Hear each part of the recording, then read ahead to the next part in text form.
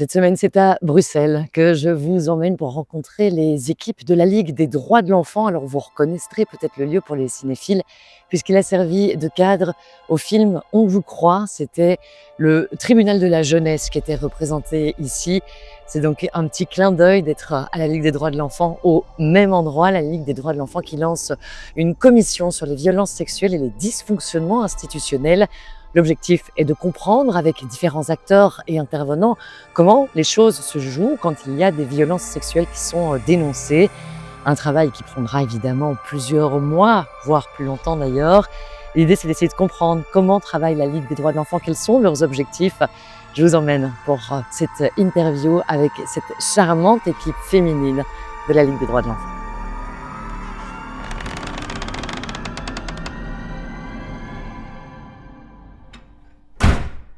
Bonjour à toutes les trois. Bonjour. C'est vraiment un plaisir de pouvoir faire cet nouvel épisode de la série Silence avec vous.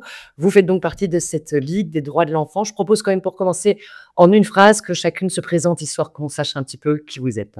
Bien sûr. Donc, moi, je suis Marie Gona. Je suis la coordonnatrice de la Ligue des droits de l'enfant.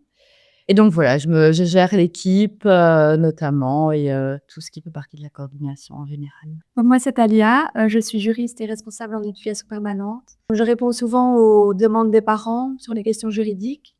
Et alors, en ce qui concerne l'éducation permanente, je rédige des outils pédagogiques, des analyses et des études.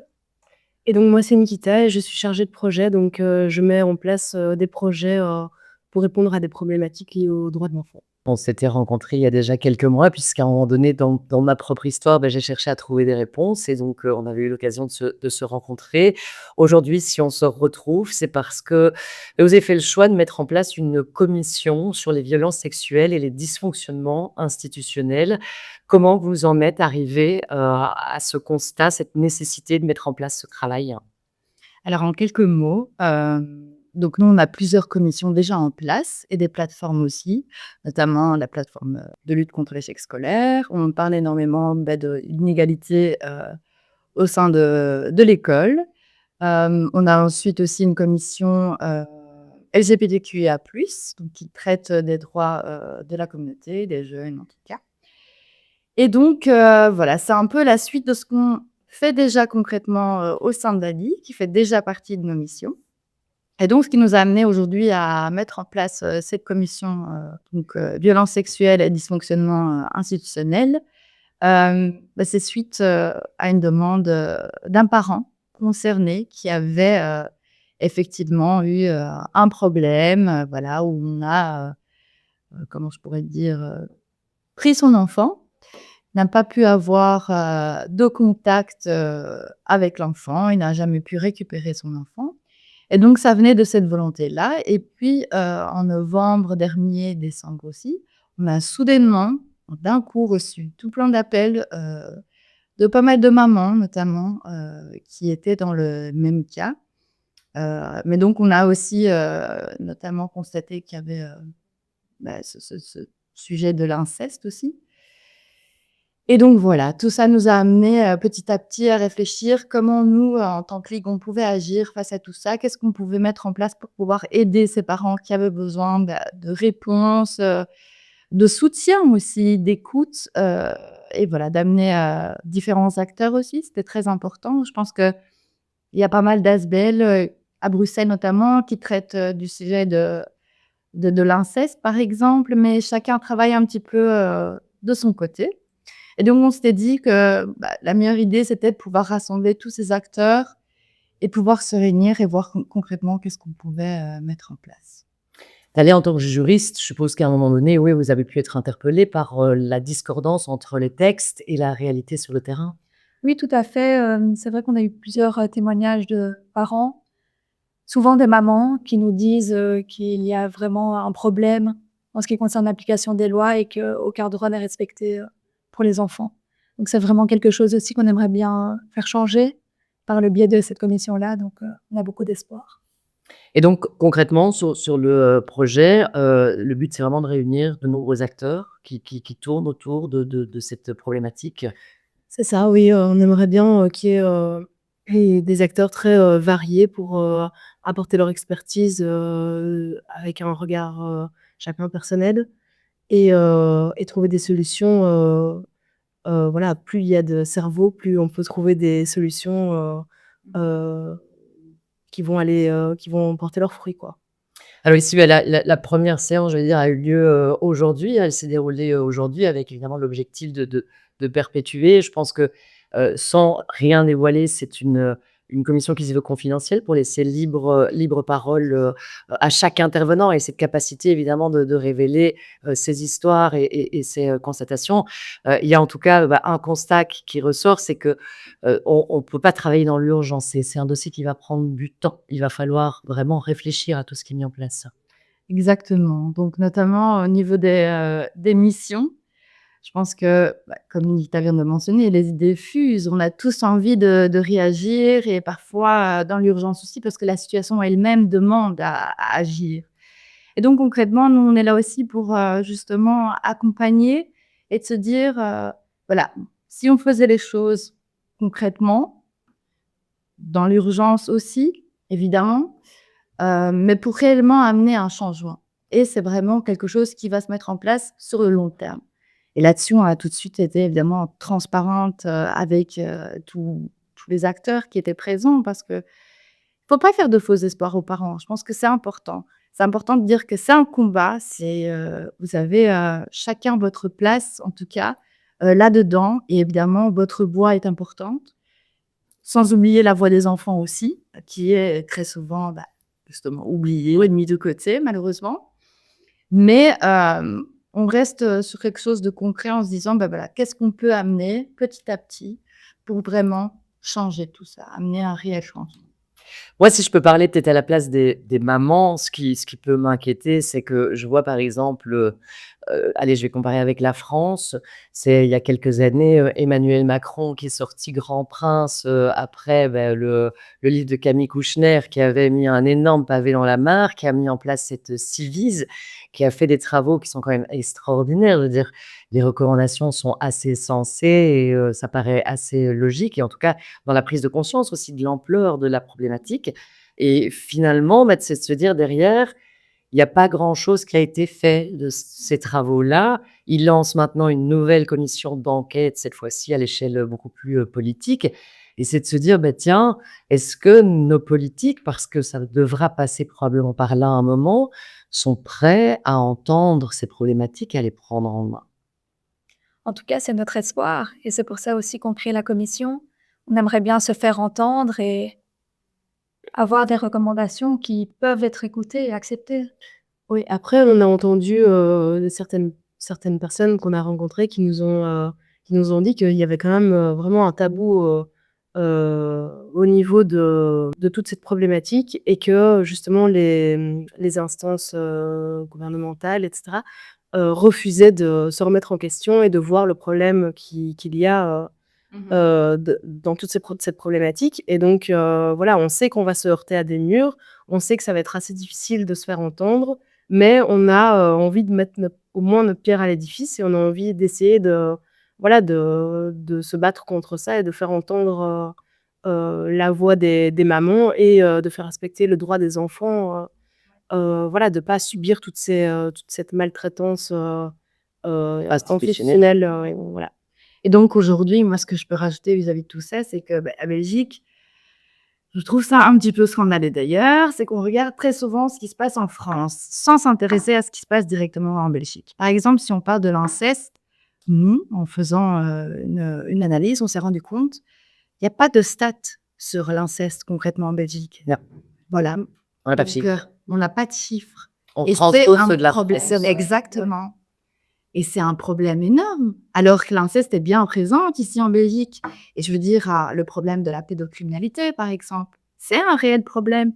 Pourquoi est-ce qu'on, justement, on cherche pas à sensibiliser davantage ou bien, justement, le monde politique décide de mener des actions plutôt concrètes là-dessus et de se dire: «Oui, c'est un problème, il est là, on se doit d'agir» et je pense aussi, bon ça c'est, mon opinion, que, en tout cas, le monde politique, je pense qu'ils attendent aussi peut-être parfois des associations de mener tout ce travail-là sur le terrain directement, sans tellement vouloir en faire, eux, voilà, c'est ça, leurs problématiques, leurs priorités, mais en se basant un petit peu, comme ils le font très souvent pour le reste des problèmes aussi, mais de se dire, voilà, qui sur le terrain a quoi à nous dire et peut nous apporter des réponses. Et alors, nous, on peut écouter et peut-être l'intégrer dans le programme et prendre le sujet au sérieux.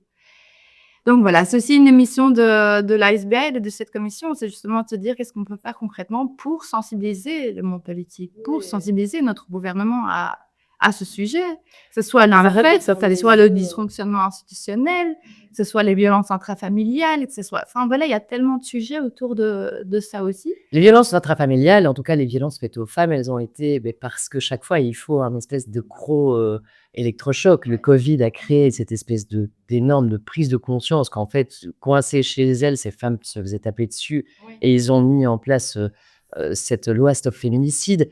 Mais c'est vrai qu'on a eu l'affaire du trou, Fourniret. Enfin, en termes de pédocriminalité, on a quand même été gâté n'est pas du tout le bon terme, mais oui, ce que je veux dire. Or, voilà, c'est vrai que quand on en discute, on a l'impression qu'il y a presque aucune leçon qui a été tirée. Et certains, avec vraiment dépit à un moment, se demandent s'ils ne cherchent pas non plus à protéger certaines choses ou à fermer, parce que fermer les yeux à ce point-là, ça devient, on pourrait presque considérer un handicap. Là, c'est plus. Oui, totalement. Mais on n'a peut-être pas envie d'associer la Belgique à la pédocriminalité. Je pense aussi, ça fait un petit peu partie du jeu, entre guillemets, mais voilà, c'est un problème aujourd'hui. On n'a pas envie de nous coller cette image constamment, et ce que j'entends, mais pour autant, le problème ne va pas se résoudre de cette manière-là, il est toujours là. Par exemple, tu as mentionné Marc Dutroux. Aujourd'hui, même en prison, on a découvert qu'il y avait un scandale autour de... Voilà, Il a des images pédopornographiques dans sa cellule alors qu'il est censé ne pas avoir de visite. Exactement. Qu'est-ce qu'on fait de ces pédocriminels? Est-ce qu'on les protège? Ou bien, enfin, je veux dire, où est la justice dans tout ça? Finalement, est-ce qu'eux aussi essayent de faire de leur mieux? Je pense aussi. Parfois, il y a un manque de soutien, que ce soit financier, que ce soit pour l'équipe aussi, manque d'équipe, manque de ressources. On n'est pas sur un thème election friendly, hein, ça c'est sûr qu'il y en a peu qui vont faire campagne sur, et encore, je suis certaine que ça pourrait parler à un certain électorat, mais bon, pour revenir plus concrètement et peut-être plus positivement, hein, vous l'avez dit, la Ligue des droits de l'enfant, elle n'a pas été créée il y a 5 mois quand les choses ont commencé à se révéler de ce côté-là. Elle existe depuis plusieurs années maintenant et vous travaillez sur plein de domaines. Il y a d'autres commissions qui ont déjà existé pour mettre un peu votre travail en avant aussi. Finalement, ça représente quoi un travail de commission? Vous arrivez à quel résultat sur le thème qui vous parle le mieux? Par exemple, avec la plateforme de lutte contre l'échec scolaire, on a mis en place une marche citoyenne avec des syndicats, avec d'autres ASBL. Et donc, on a quand même réussi à avoir pas mal de monde ce jour-là. Et donc, on espère que ça ait pu faire bouger les choses. Et c'est via le biais de ces actions-là qu'on essaye de mettre des choses en place et de faire changer les choses. Après, évidemment, chaque thème de commission, chaque commission va demander des actions différentes. Et voilà, peut-être que dans la commission dont on parle là maintenant, on va peut-être pas faire des marches, on va peut-être faire d'autres actions qui vont avoir d'autres répercussions. Là, en l'occurrence, c'était une marche, mais ça pourrait être autre chose pour la commission dont on parle. On me propose, si je peux me permettre aussi, pas mal de plaidoyers qu'on a concrètement réalisés aussi pour justement aller à l'encontre du monde politique et sensibiliser autour de ce sujet-là. Se dire, voilà, concrètement, nous, on a tout ce travail-là, le travail terrain dont je parlais tout à l'heure, et de se dire, voilà, ce qu'on propose, il y a cette problématique-là, il nous manque ceci, ceci, ceci. Voilà les solutions que nous, on a trouvées. Maintenant, à vous de décider si vous allez porter ce combat ou non. Et donc, parfois, on est amené à justement rencontrer différents partis politiques pour un sujet ou l'autre, pour un projet ou l'autre. Et on essaye de faire bouger les choses. On propose aussi des conférences, on propose des événements. Enfin, voilà. Il y a différentes manières de sensibiliser, mais pour l'instant, c'est vrai que c'est énormément de sensibilisation. On propose aussi des cartes blanches pour aller à l'encontre de la presse et justement tenter de sensibiliser le public aussi à tout ça. On a évidemment nos réseaux sociaux aussi, notre site web où Ça, c'est Ouais, important, des moyens de Ouais, communication. voilà, exactement. N'importe quel parent et ou enfant peut prendre contact avec nous s'il a des questions sur ses droits, sur une problématique qu'il rencontre. Exactement, si vous tapez, sur Google le nom de la Ligue des droits de l'enfant, il y a nos adresses email à toutes les 3 et 3 numéros de téléphone aussi donc Voilà. ouais. Et si les parents ont des questions plus spécifiques, justement, que ce soit relié à plein de choses, mais ça peut être de l'harcèlement, donc soit pas mal de parents où les enfants subissent de l'harcèlement, et cetera, à l'école. On les accompagne, que ce soit pour un décrochage scolaire, on peut les accompagner. Parfois, on peut renvoyer vers d'autres associations.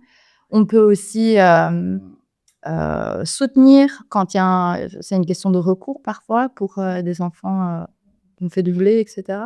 Donc, on peut aussi accompagner les parents dans ces démarches-là. Il y a vraiment des cas très particuliers aussi, je veux dire, d'un cas à un autre, d'autres mesures sont... Voilà, certaines mesures sont mises en place. Voilà, on a aussi notre commission LGBTQIA+, où là, on propose des ateliers pour former les professionnels au sens large, mais aussi des parents qui sont tout simplement, soit un enfant transgenre ou autre, qui soit exactement s'interrogent sur le parcours et comment ils peuvent aider aussi leurs enfants dans tout ça. Donc, c'est très diversifié, mais en même temps, on reste toujours sur les droits des enfants. Et si je peux me permettre, donc l'objectif de la commission, c'est vraiment d'interpeller les politiques pour essayer de ne plus fermer les yeux par rapport à ce problème. Vous avez parlé de la loi Stop Féminicide. Depuis la crise du Covid, on a vu qu'il y avait une augmentation des violences faites aux femmes. Il est important de rappeler que depuis la réforme du code sexuel en 2022, il y a l'inceste qui est rentré en tant que peine dans le code pénal. Tout à fait. Et pourtant, il n'y a rien qui change. Donc, on aimerait vraiment bien que La loi soit appliquée. la loi soit appliquée, qu'on regarde le problème et qu'on essaye de faire évoluer les choses. Parce que ça, effectivement, ça a été soulevé, entre autres, avec Maître Poncin. On a un inceste inscrit au code pénal. Le tout aujourd'hui, c'est quand est-ce qu'on condamne? C'est le nombre de condamnations vs le nombre de plaintes. Il y a une espèce de dissociation. C'est pas possible d'avoir un tel ratio. OK, on a mis l'inceste au pénal, mais ça nous a pas amené à comment on peut amener la preuve de l'inceste, qui doit prouver, qui doit... Et effectivement, généralement, sur un inceste, il y a quand même peu de témoins, donc ça reste une des problématiques Ouais. qu'on pourra mettre dans le petit cahier de cette commission et voir un petit peu Exactement. ce qu'on peut faire. En tout cas, ça m'a fait plaisir de voir aussi un petit peu le travail que vous faisiez au sein de cette commission. De rappeler à chacun que vous pouvez prendre contact avec la Ligue des droits de l'enfant si vous avez des questions concernant vos enfants ou si vous êtes un enfant et vous voulez en savoir plus sur votre droit. Je mets évidemment toutes les coordonnées en dessous de cet épisode. Merci à vous en tout cas. Merci à Zangen.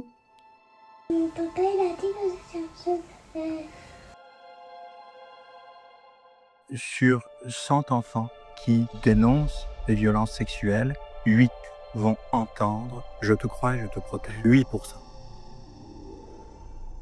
Quand le juge a dit « La garde est maintenue pour le père tous les samedis », j'avais l'impression qu'il disait à ma fille « Écoute, c'est pas si grave, c'est que le samedi ». Aussi, il a fait aussi pipi sur moi aussi.